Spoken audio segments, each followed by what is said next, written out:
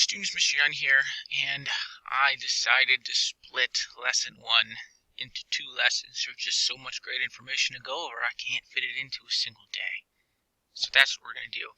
Today we're going to talk about the advantages and disadvantages of the two opposing forces within the American Revolution. Of course, the British and the Patriots.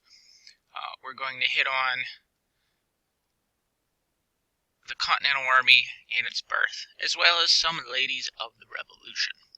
So let's get into it. My mouse is all wonky. Alright, there we go. So the British seemed to have the edge in this conflict from the get-go. See, they had the most powerful navy in the world, a well-disciplined army, and the wealth that came along with having a British Empire. There was also an 8 million strong population in Britain. Now, the colonies only had a population of 2.5 million.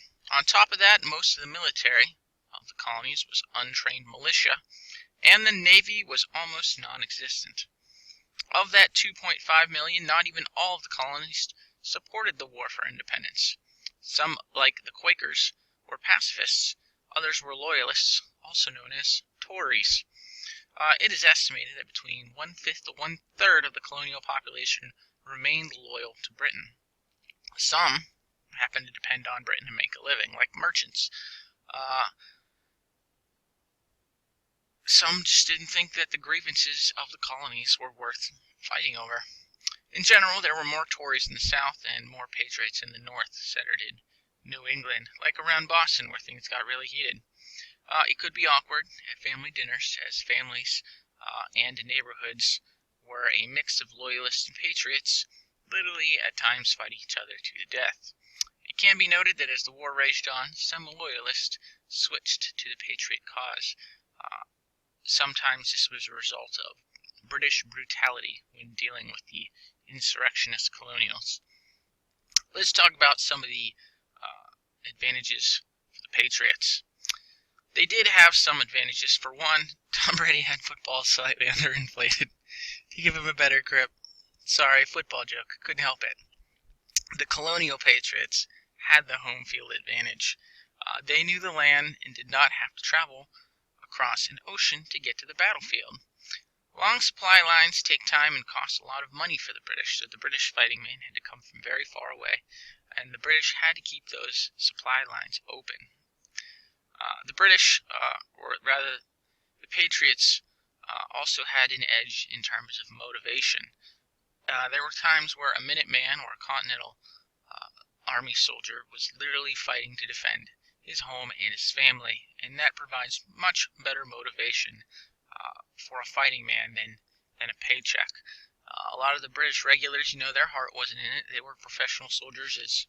That was their job. That's what they were paid to do. And then you get into the Hessian mercenaries, and they're even worse off. They've got no skin in the game. They're literally mercenaries, soldiers for hire. So even though they are a well-disciplined and trained army, the Patriots, their heart was in it, whereas a lot of the opposing forces, it was not the case. There is also the advantage listed in your book, that the Patriots had an excellent leader, the man with a plan, the master of disaster, the commander of the Continental Army, George Washington. So now that I've got that out of the way, let's talk about the Continental Army a little bit. After the Declaration of Independence was signed, the Continental Congress served as the colonial government. The problem was the colonies didn't really want to cede any power to a national government. After all, they had just declared independence and freed themselves from the policies of Parliament, so they didn't want to get their power back and then just give it immediately to somebody else. As a result, the Continental Congress didn't have the power to raise any taxes. They pretty much had to make money by having it given to them by the states. So Congress wasn't very powerful. It was hard for them to pay for the war or expenses. And in many ways, the Revolution was really like a war between 13 different countries, all allied together against one large country, which would be Britain. Let's see. A great deal of the colonial fighting forces consisted of militia. Militia lack mobility in that they generally stick to home, like Virginian militia generally wouldn't fight outside of Virginia, and so forth and so on. They also generally lack discipline. They're not professional soldiers, they're volunteers. Standing in ranks with no cover, blasting away at each other, at British regulars in particular, takes nerves of steel, and that kind of nerves takes training and indoctrination of a professional army. And that's just the way they fought back then. So Congress created the Continental Army, which would be a force that could fight all over the country, a professional standing army. But they relied on the states to recruit for it. And men did join the Continental Army. Original enlistment periods were for only 1 year. This turned out to be kind of a problem because you're about to have a battle and half your forces would be like, oh, it's been 1 year. Peace out, I'm out. So Washington pushed to have 3-year terms of enlistment, or enlistments for the term of the whole war. So that was something that happened, but still a lot of guys only joined for 1 year at a time. And then basically they had to work on retention, getting people to stay, which was hard with events like Valley Forge and getting your butts kicked a lot. But the Continental Army's forming, but the men are green. They're inexperienced. A lot of them haven't seen battle before. And this was a problem not only among your privates, like your low-ranking fighting men, but officers. There is a lack of experienced officers to recruit for the Continental Army. Ideally, you want officers that have had combat experience, like George Washington we talked about in the French and Indian War. But there's few to go around, and as a result, they have a lot of unexperienced officers. But by the end of the war, the trial of fire, they would all have a good deal of experience. Now I want to take a turn real quick, talk about the ladies of the Revolution.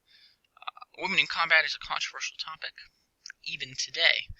During colonial times, men did the fighting, but women were able to serve in other ways, and even disguise themselves, at times, as men so that they could serve in the army. Margaret Corbin, Pennsylvania, went with her husband to the Continental Army and took his place when he fell in battle. Molly Pitcher Macaulay carried water to wounded men on the battlefield.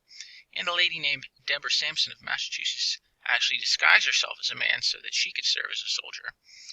And there's a whole lot of these stories, and they go over a little bit in the textbook. But if you want to learn more about women and how they served during the Revolution, I attached 2 links here and here. Let's move on to the assignment, shall we?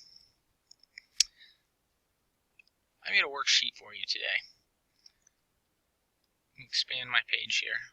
There we go. It's linked here. I made it in Google Docs. So it's going to pop up and look like this. Now for you, it's unmodifiable. That means you have to either make your own copy to fill it out, or you can download it and then fill it out and then re-upload it when it's done. Or you can even print it out, fill it out with pen or pencil, scan that, and then submit that file. Or if none of those work, or maybe you're just not very technically savvy, if you want, you can just look at the questions in the chart here and do it on your own sheet, or do it on a piece of blank paper and then upload it. Really, as long as you answer all these questions for me and I get them and I can read them, you will get full points, which in this case is 10. You get a point for each advantage for each side, and then these questions are worth 2 points. You'll note that there's 3 numbers here. So I want 3 advantages of the British, 3 advantages of the Patriots, and then please answer these questions in full sentences. Assignment's worth a total of 10 points, as I mentioned. Any way I get the answers is fine. Let's just have them submitted in some way, shape, or form. So that's what we have for today. Worksheet's linked right here. Let me know if you have any trouble, technical or otherwise. Submit it and you're done for the day. Tomorrow we talk about early battles of the Revolution. Have a good one.